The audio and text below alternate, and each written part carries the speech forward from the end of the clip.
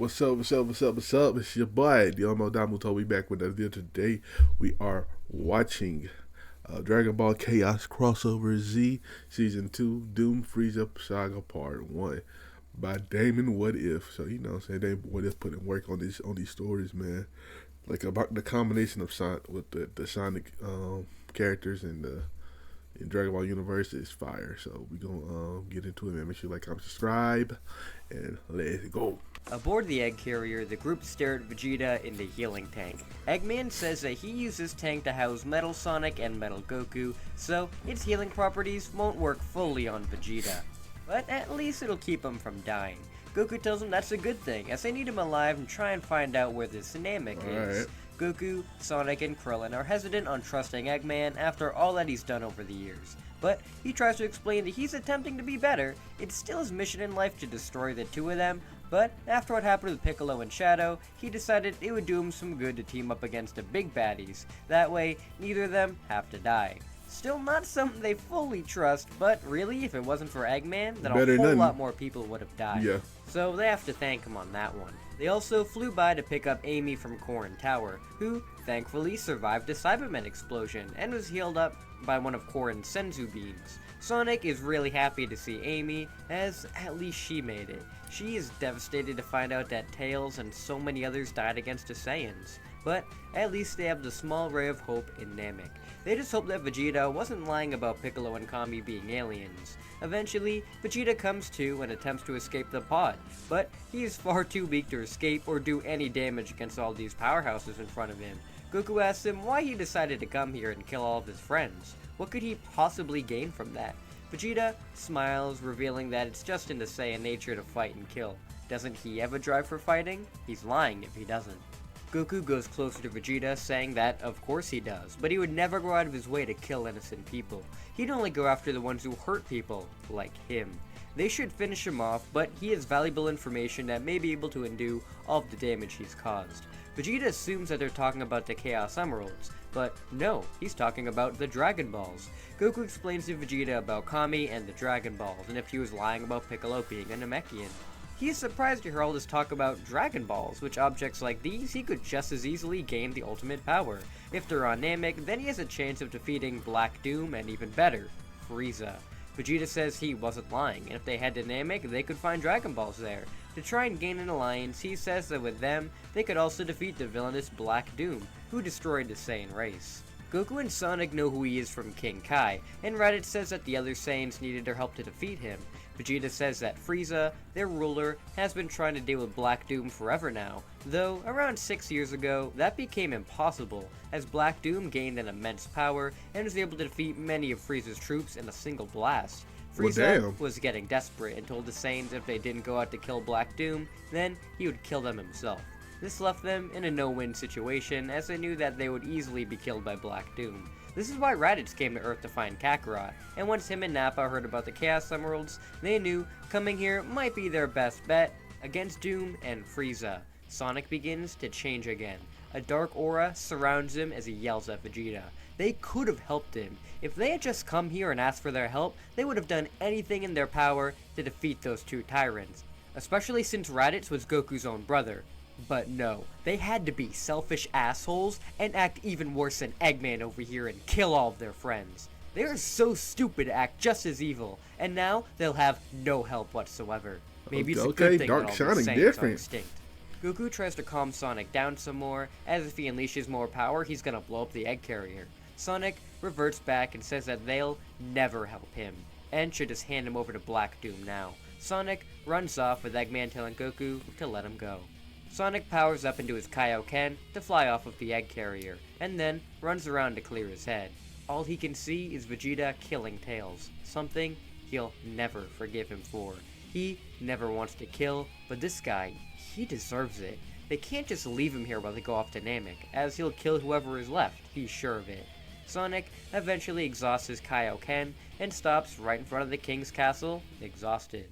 Princess Sally notices Sonic and goes over to try and help him out. Sonic is brought inside and tells Sally about all that's happened, The news of the deaths of everybody shocks Sally, and she's even more shocked on Sonic's behavior, as she's never seen him so angry before. He's always somebody who is so carefree in attitude, always on top of everything, but this battle seems to have broken his spirit. Sally tells Sonic that it's okay to be angry about his friends. It's something that everybody goes through more than once in their lives. He doesn't need to push everybody else away though. He still has plenty of friends who are willing to help him, and with all of them working together, they can revive the fallen. It won't be easy, but hey, they've survived so many things already. Eggman, Chaos, Shadow, now the Saiyans. As long as they're all able to keep a cool head and keep Vegeta in check, they can go to Namek, revive everybody, and maybe eventually find Frieza and Black Doom. This pep talk actually gave Sonic a chance to clear his mind. He's really happy he confided in Sally and thanks her for helping. Sally blushes, saying he's helped save her life more than once, so of course she can help save his. She asks if she can come up to the egg carrier as well, as if she's up there, she could talk to Vegeta to get him to cooperate in getting them to Namek. Sonic is worried for her safety, but trusts her enough that she won't get herself killed. Sonic flies Sally back up to the egg carrier, where Goku is happy to see that he's come back around. Sally is able to threaten Vegeta enough to get him to cooperate in getting them to Namek, and the group begin their preparations for getting there. First off, they're gonna need a spaceship, and thankfully the spaceship that Kami used to get to Earth is still on Angel Island, so the group take that to use. Eggman, Bulma, and Dr. Briefs begin to do some more advanced work on it, with Bulma and her dad very wary of working with Eggman, but he is a genius, so his help makes the project go on faster. They all discuss who's going to take the trip to Namek, with Sonic, Goku, Krillin, and Amy being obvious people to go. Though they're gonna bring Eggman along as well, since nobody feels comfortable leaving him alone on the planet, just in case he decides to launch another Death Egg and roboticize the entire planet. Gohan tells his dad that he's going too, since he was far too weak to do anything to save Piccolo or Knuckles, so he needs to do this to avenge them. Goku definitely wants his son to go, as it'll be a learning experience for him. Chi-Chi obviously isn't okay with this, but after Gohan yells at her to make his stance clear, she reluctantly allows him to go. A lot of people are going, so Kami's ship isn't going to be big enough to carry everybody. For real. Thankfully, Vegeta tells him that they can modify his ship to be bigger, that way it can carry the others. They still don't trust him very much, but thankfully with the tech from his, Nappa's, and Raditz' ship, they're able to create a bigger ship that can house everybody else. With all the modifications from Bulma, Eggman, and Dr. Briefs, both ships will get to Namek in only 6 days. This is it. They're going to Namek to bring everybody back. Goku, Gohan, Sonic, Vegeta, and Eggman will take Kami's ship with Bulma, Amy, Krillin, Metal Sonic, and Metal Goku taking the Saiyan ship. The group all say that they'll meet each other over there and blast off into space.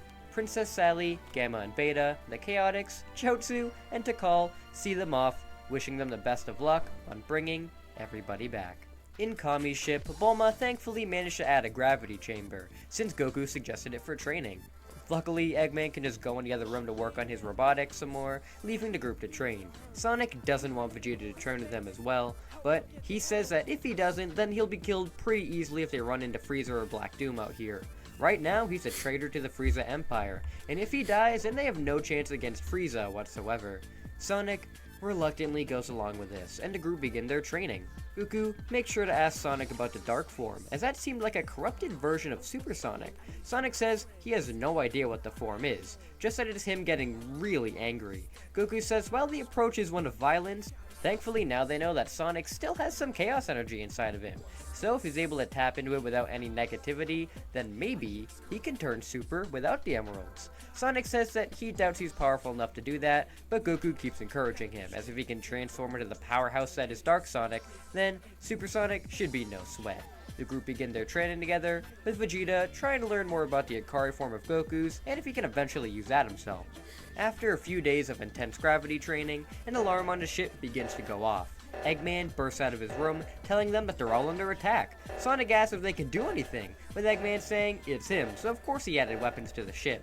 They all look out the window to see some black ship coming right towards them. The fuck is that? Vegeta reassures them that it's not Frieza or Black Doom, but the ship does look familiar to him. Eggman still sees it as hostile though, so deploys a giant wrecking ball from under the ship and swings it right at the other one, with it just hitting and bouncing right off. Sonic asks if that's seriously all he added for weapons, and Eggman wondering how that didn't work. The black ship beams them in, with the group getting ready for a fight. Once the ship is docked, Sonic, Goku, and Vegeta burst out ready to fight. All they see in front of them, though, are two small figures in these weird futuristic clothes. The hell is Vegeta that? recognizes them instantly and laughs. He asks what these two Nocturnus clan members are doing interrupting them. The two remove their helmets, revealing themselves. Sonic and Goku are really surprised to see that they're echidnas. Shade and Julie Sue tell Vegeta that their scouters picked up his signature, and they beamed him in to get his help. Vegeta sticks his hand up, preparing an energy blast. He says that unlike them, he doesn't work for Frieza anymore, so it was a mistake to bring him here. Shade yells that they don't work for Frieza either, he betrayed them. Vegeta lowers his hand, asking what they mean. Julie Sue explains that the Nocturnus clan were traveling to go on a mission to retrieve a bounty for Lord Frieza, but it turns out that he led them right into the Black Arms. Frieza just sent them to die, and pretty much everybody did. They only managed to survive due to pure luck, and take the ship and escape. They are the only two surviving members of the Nocturnus clan, and the two last echidnas. They heard about the Saiyans rebelling against Frieza as well, so figured that they'd come to him for help in getting revenge. Revenge against Frieza? Vegeta says that he may be powerful, but he's still nothing to him, so they're wasting their time. Goku chimes in though, saying that they actually know of a few echidnas on Earth, and that they look just like Tikal. Shade and Julie Sue are surprised to hear the name Tikal, as they've heard from the stories that Tikal sacrificed herself to seal away the great demon king Piccolo. Sonic catches him up on what happened with Piccolo, and the two are amazed to hear that Piccolo was defeated and that Tikal is still alive. They would very much like to go to Earth to meet the legend, and maybe there, they can find a way to stay off of Frieza's radar. They don't have much time to talk though, as Eggman gets a detection of more life forms making their way towards the ship. They ask if it's just Bulma's crew coming to rescue them, but no, there are way more life forms on it, and it's not any kind of ship. Vegeta, Shade, and Julie Sue gasp. Not a ship? Then that must mean... Vegeta screams at the two that they're idiots stopping them here. Now the Black Arms are coming right at them. The comet crashes right into the ship, steering it way off course and flinging everybody around. Thankfully, Goku was able to protect Gohan, while Sonic got Eggman out of harm's way.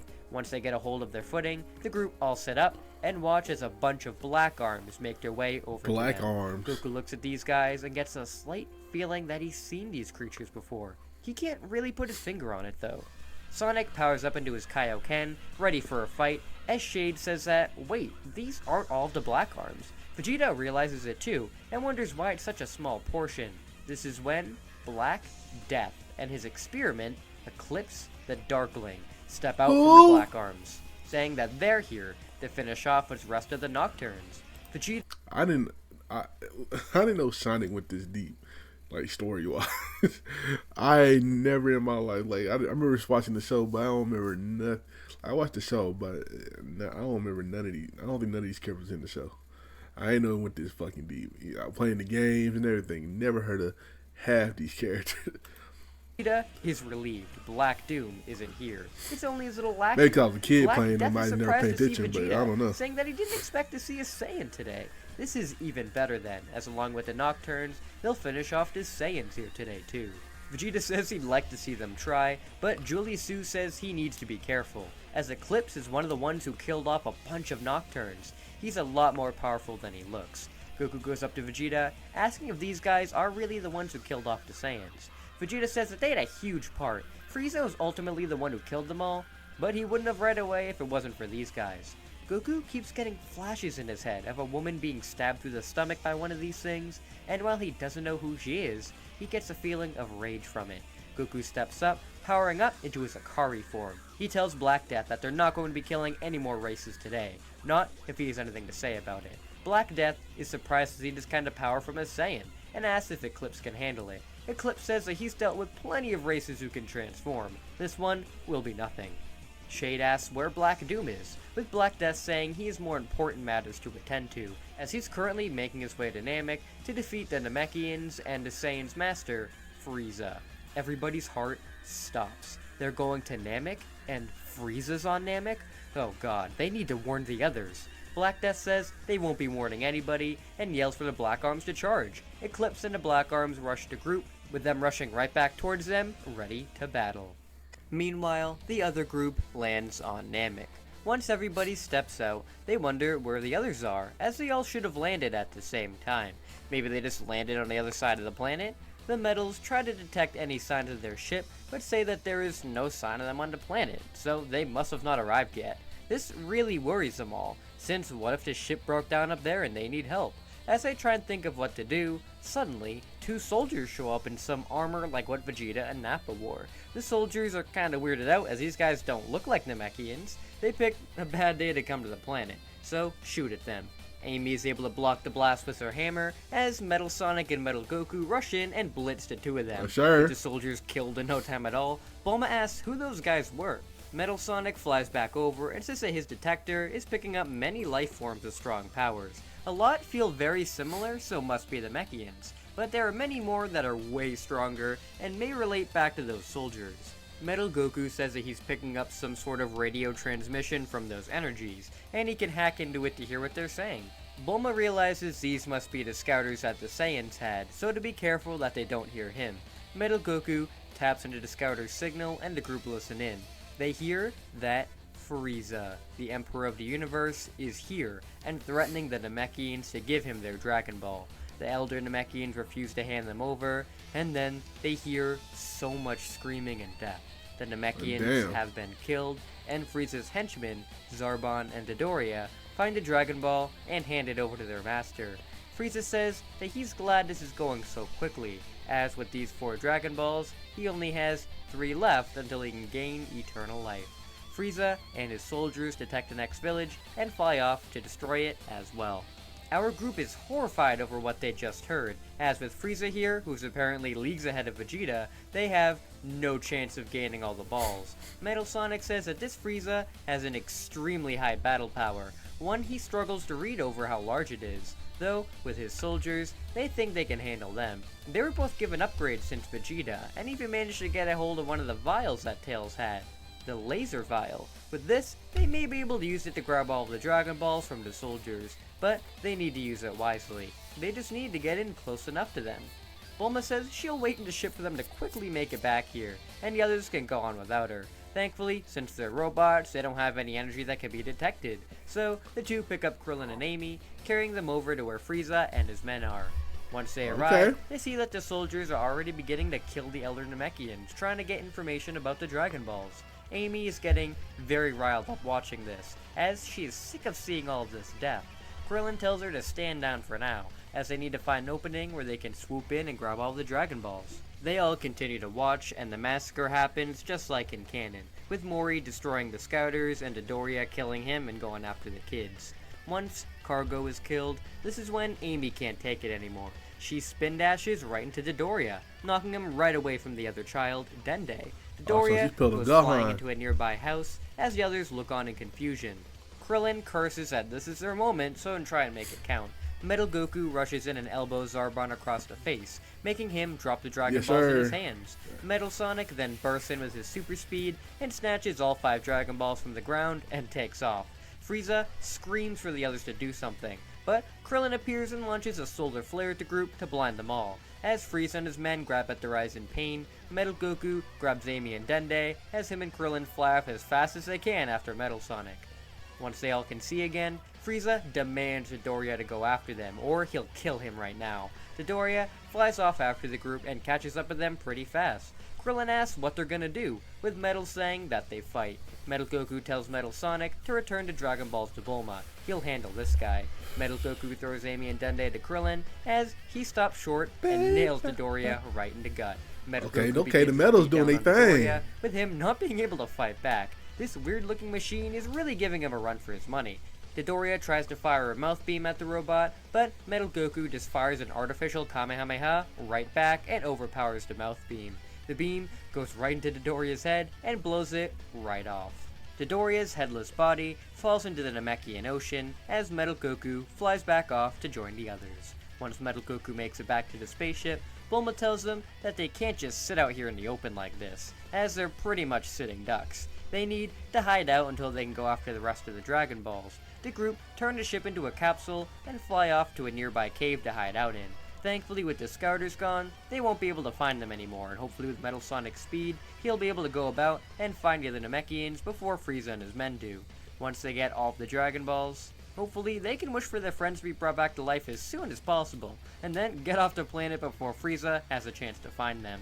Dende tells the group that if there are 5 Dragon Balls here, then that must mean Frieza killed the Namekians in the other villages. There is only one village left besides the Grand Elder's hut, so they'll need to hurry and save the rest of his people. Amy says that she'll go off with Metal Sonic to find the Namekian villages, since, no offense, he's pretty scary looking, so he'll probably just scare the villagers more. The two go off with Metal Goku and Krillin left behind to guard the Dragon Balls. Frieza is infuriated that the Dragon Balls were taken right out from under his nose, so orders Zarbon and Apul to go and find them, and if they return without them, he'll kill them himself.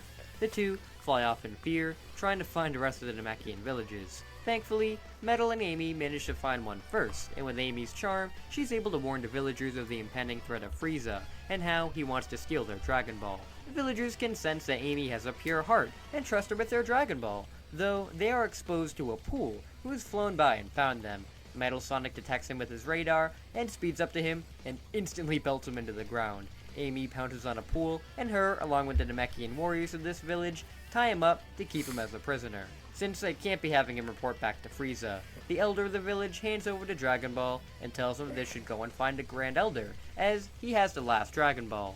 And maybe with his help, he can power them up enough so they can defeat these alien invaders. Amy is very hesitant on a power-up, since she doesn't think any kind of power besides the Chaos Emeralds would defeat Frieza and his men.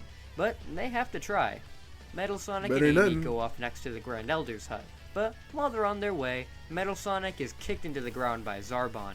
Amy yells out as Zarbon rushes after her. Amy deflects his attacks with her hammer, but she's not fast enough to block all of them, and she's eventually nailed right in the gut and sent flying. Metal Sonic rushes back into attack, with his speed proving more than enough for Zarbon. Metal zips all around him, slashing at him with his razor-sharp claws. Zarbon yells out in pain, is ugly Zarbon gonna do something though? Zarbon powers up, pushing Metal off of him as he transforms. With this power, Zarbon can unleash a faster flurry of strikes into Metal Sonic, with these being extremely powerful. Metal is beaten down on by Zarbon, with the hulking monster attempting to rip him into shreds. Amy tries to swing around to help him in any way that she can, but it's no use, and she's just getting in the way. This isn't the end though. As while this monster may be powerful, Metal has something up his sleeve. He takes out the Wisp Vial that Tails had, and crushes it to power himself into the Laser. With this insane boost, Metal's speed is amplified so many times more than it already was. So when he flies all around Zarbon, Zarbon can't even see him. Metal claws away at Zarbon once more, with Zarbon being beaten bloody on his knees in a matter of seconds due to the speed boost of Metal. With Zarbon near death's door, he tells them to stop attacking, as he can join up with them to defeat Frieza. Amy doesn't buy this one bit, and goes to grab some more rope to bind him up. But Metal slashes right at his throat, spurting blood everywhere. Amy yells out as Zarbon collapses, dead to the ground. Amy tells Metal that there was no need to kill him, with Metal turning and saying he was programmed to kill. So, if he has a chance to kill the enemy, he's going to take it. If this directive wasn't changed to help her and her friends, then he would have already killed her too. This sends a chill down Amy's spine, as he grabs her and they continue to fly off towards the Grand Elder. Frieza sits back in his ship, seething that the others have been gone for so long. He finally has a chance to one-up Black Doom's newfound power with the Dragon Balls, but then these other aliens come in and ruin those chances? Not today. He's gonna call in the cavalry to fix this mess. Not the Ginyu. He's gonna call in the Ginyu Force. Yes, sir. Amy and Metal Sonic make their way to the Grand Elder, and meet with him and his protector, Nail. Amy is really surprised to see Nail, as he's the spitting image of Piccolo. Amy attempts to explain their situation, but to make things easier, the Grand Elder places his hand on Amy's head to read her mind. He is surprised to find that the son of Katas made his way to Earth and split himself into two. If he hadn't, then they would have been able to easily wipe out the Saiyan invaders, especially with that chaos power that they achieved.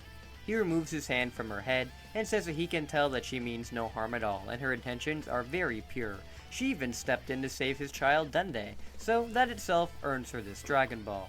Grand Elder hands Amy the Dragon Ball, with her thanking him very much for this, and she promises not to let him down. He then says that to give her a better chance for the incoming fight, he'll awaken her hidden power. He places his hand on her head once more, and Amy has her potential unlocked by Guru. Amy explodes in energy, looking down and not even recognizing herself. She had this much power inside her? This is amazing. She floats up, ecstatic that she can now fly as well. She floats up to Guru to give him a kiss on the cheek as she tells Metal it's time for them to head back to the others and revive their friends. Amy and Metal burst off from Guru's at super speed. Amy happy how strong she is and how fast she can fly now. It doesn't take very long for them to make it back, and Krillin is very impressed with how powerful that burst from Guru made her. She's even stronger than him now. Metal places the last two Dragon Balls down as they celebrate that they managed to get all 7 without being killed by Frieza. This is when everybody detects 6 large powers coming towards them at super speeds. Everybody gets into a fighting position as Bulma runs back inside the cave to hide. The Ginyu Force lands they right already in front of there? the group, saying they're a brave bunch stealing these Dragon Balls from Lord Frieza, and that all of them are here to finish him off and give them back. Krillin asks who these guys are, as they all get into their poses. They are Birder, Raccoon, Jace, Guldo, Banyu, and Ginyu. Together, they are the Ginyu Force, and they're here to take them down. Back on the Nocturne ship, the group are fighting off the Black Arms the best they can. Shade, Julie Sue, and Gohan fight off the normal Black Arms members, with Gohan making sure to stay close to Eggman so he doesn't get killed. Eggman tries his best to help out with some of the guns he packed for himself, but they're pretty useless against these very strong aliens. Goku and Sonic have gone after Eclipse, with him being an extremely powerful force to go against. He kinda reminds them of Shadow in a way, since he can somehow use Chaos Control to teleport all around them. They wonder how he can use such an ability without the emeralds, but have no time to think on that as they need to stay on their toes. Eclipse is able to handle a Kaioken Sonic pretty fine on his own, but with an Akari Goku coming in against him too, it's a pretty tough fight, no matter how skilled he is. Black Death goes against Vegeta, with the Prince attempting to erase him from existence. But Black Death is a very strong force to be reckoned with, and a little much for Vegeta to handle as he is. Vegeta has to resort to using his Wisp powers once more on Black Death, which actually surprises him, as he didn't expect this Saiyan to use those kind of powers on him. This makes the fight a little more even, and he is pushed back by the slightest amount more. No matter how many Chaos Beams Eclipse can fire at Sonic and Goku, it doesn't seem to be helping him, and Eclipse calls out to Black Death that he needs some help over here. Black Death says he's a little busy with Vegeta right now, so he's on his own. This isn't looking good for Eclipse, they getting so fucked up. he communicates to Black Death through the Hive Mind if he can call for backup. Black Death contemplates this, as if Eclipse is beaten, then Goku and Sonic will team up with Vegeta, and with all their powers, he'll surely be killed. So they're probably gonna need it. Black Death communicates with Black Doom, and says he's sorry for reaching out as he's on his way to Namek, but they have an issue here with the last of the Nocturnes and the Saiyans. Black Doom communicates back, asking why are there Saiyans there? They're all supposed to have been wiped out, besides the ones Frieza kept alive.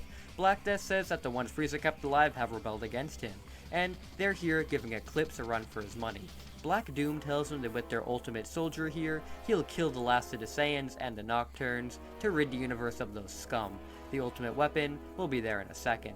Black Death smiles as he says that all of them are done for now. The ultimate weapon is on its way. Vegeta laughs, saying that these guys aren't as bad as they used to be. He's sure he can handle the ultimate weapon all by himself.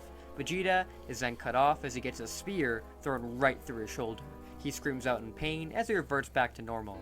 Goku and Sonic turn to see what's wrong, as 2 Chaos Blasts hit them dead on in the chest, faster than they could see. They go flying back as well, reverting back to normal. Gohan, Shade, and Julie Sue rush over to help them back up, as Eggman looks on in front of him in horror. No, it can't be. Goku and Sonic slowly sit up to see what happened, with them not being able to believe what they're seeing either. The ultimate weapon. No, it's Shadow. Gotcha. Well, shout out to Damon with it. That was a really good chapter right there. That was a really, really good one. And I'm not like capping, like that was pretty good. I can't wait to see the next one.